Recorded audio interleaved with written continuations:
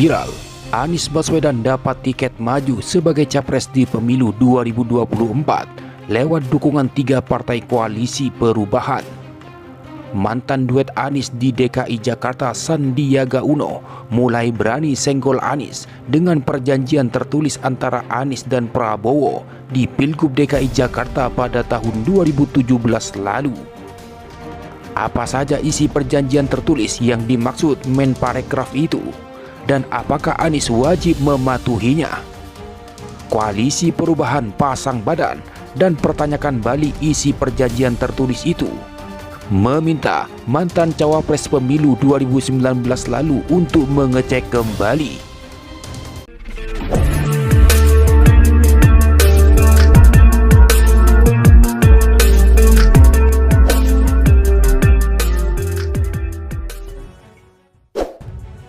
Viral, Wakil Ketua Dewan Pembina Partai Gerindra Sandiaga Uno baru-baru ini membeberkan adanya perjanjian tertulis antara Prabowo Subianto dan Anies Baswedan.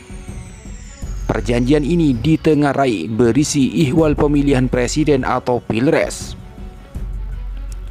Sandiaga Uno mengungkapkan jika perjanjian tertulis tersebut telah dibuat pada 26 September 2016 silam, tepat sebelum pendaftaran pemilihan gubernur atau Pilgub DKI Jakarta pada tahun 2017, di mana kata Sandi, Anies Baswedan menekan perjanjian tertulis tidak akan nyapres di depan Prabowo.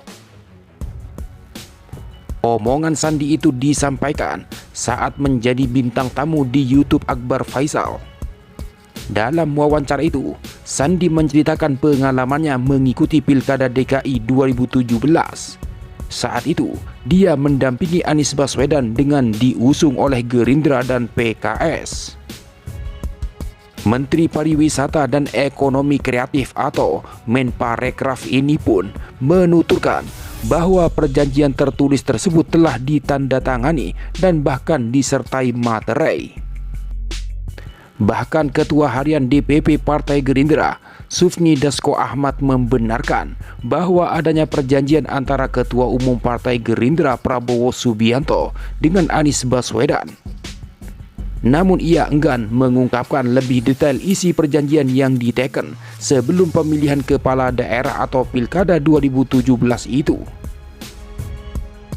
Saat ditanya lebih lanjut, apakah isi perjanjian tersebut berkaitan dengan pencalonan Prabowo sebagai calon presiden atau capres, Dasko menjawab bahwa isi perjanjian keduanya bukan untuk dikonsumsi publik. Menanggapi pernyataan mantan Wakil Gubernur DKI Jakarta itu, tim Anies Baswedan dalam Koalisi Perubahan Sudirman Said angkat bicara dan mengaku tidak pernah mendengar ada perjanjian seperti yang beredar saat ini. Kata Sudirman, yang ada hanya surat perjanjian utang piutang modal kampanye Pilgub DKI Jakarta 2017. Yang ada adalah perjanjian soal berbagi beban biaya pilkada dengan Pak Sandi. Itu saya tahu.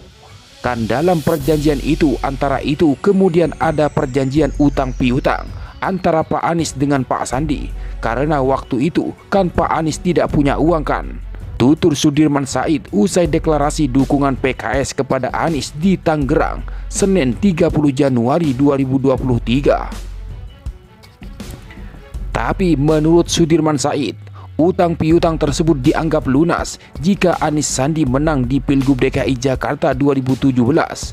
Sehingga seharusnya urusan tersebut sudah selesai saat ini. Harusnya 2017 sudah selesai dan saya membaca itu pada waktu itu, termasuk yang mendiskusikan dengan Pak Sandila. Nah, mengenai perjanjian Pilpres itu, saya tidak pernah mendengar itu, tutup Sudirman Said. Sementara tanggapan dari Ketua DPP Partai Keadilan Sejahtera, Mardani Alisera, angkat bicara dan membela Anies. Dia mengatakan, semua perjanjian ada konteksnya. Ia menyebut saat itu Ketua Majelis Syuro PKS Salim Segaf Al-Jupri ikut menekan perjanjian politik terkait Pilgub DKI Jakarta 2017. Mardani menyebut yang disampaikan Sandiaga Uno soal Anies dan Prabowo kurang pas. Meski begitu, ia yakin pihak-pihak yang menekan perjanjian tersebut seperti Prabowo, Anies, dan Salim adalah pribadi yang dewasa dan bertanggung jawab. Termasuk Bang Sandi, kata Mardani, seperti yang dikutip dari Warta Ekonomi, dikutip pada Senin 30 Januari 2023. Menurut Mardani, semua pihak wajib menjaga hubungan baik. Karena membangun bangsa perlu kerjasama, ujarnya. Sementara, tanggapan Ketua DPP Partai Nasdem Willy Aditya, ia mengatakan, omongan Anies soal tidak akan nyapres yang disampaikan pada 2018 punya konteks sendiri. Saat itu, Anies Baswedan adalah orang yang diusung Gerindra pada Pilkada 2017. Menjelang Pilpres 2019, Anies banyak didorong maju. Namun Anies Baswedan tidak ingin mengkhianati amanahnya sebagai Gubernur DKI Jakarta yang diusung oleh Prabowo. Jadi saat itu konteksnya Pilkada DKI dan Pilpres 2019, kata Willy. Saat ini, kata Willy, Anies Baswedan sudah menuntaskan amanahnya sebagai Gubernur DKI Jakarta periode 2017-2022. Karenanya, pernyataan Anies tidak ingin berhadapan dengan Prabowo sudah tidak lagi dalam konteks yang tepat. Jadi, kita bisa mengonfirmasi itu. Teks dan konteks. Jadi konteksnya adalah beliau ingin menyelesaikan jabatan di DKI, jelas Willy. Adapun terkait dengan ramainya perjanjian politik antara Prabowo Subianto dan Anies Baswedan yang dibongkar oleh Sandiaga Uno, pengamat politik Tato Sugiarto mengatakan bahwa tidak ada dasar yang mengatakan bahwa perjanjian tersebut harus dipatuhi. Draft perjanjian politik tidak punya dasar untuk dipatuhi, tulis Tato melalui akun Twitternya @kianzi, seperti dikutip pada Senin 30 Januari. Ia lantas mengungkapkan bahwa adanya perjanjian tertulis tersebut tidak lantas membuat hak Anies untuk dipilih dan memilih hilang, karena pada dasarnya perjanjian tersebut tidak memiliki dasar hukum yang pasti. Tidak menggugurkan hak seseorang untuk dipilih dan memilih, karena draft perjanjian itu tidak punya dasar hukum, sambungnya. Sontak cuitan tersebut menuai beragam komentar dari warganet.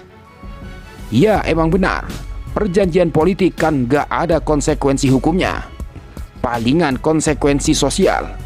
Lagian perjanjian politik Pak Anies dan konteksnya di Pilpres 2019, tulis warganet. Ketar-ketir Anies Baswedan jadi presiden, imbuh warganet yang lain.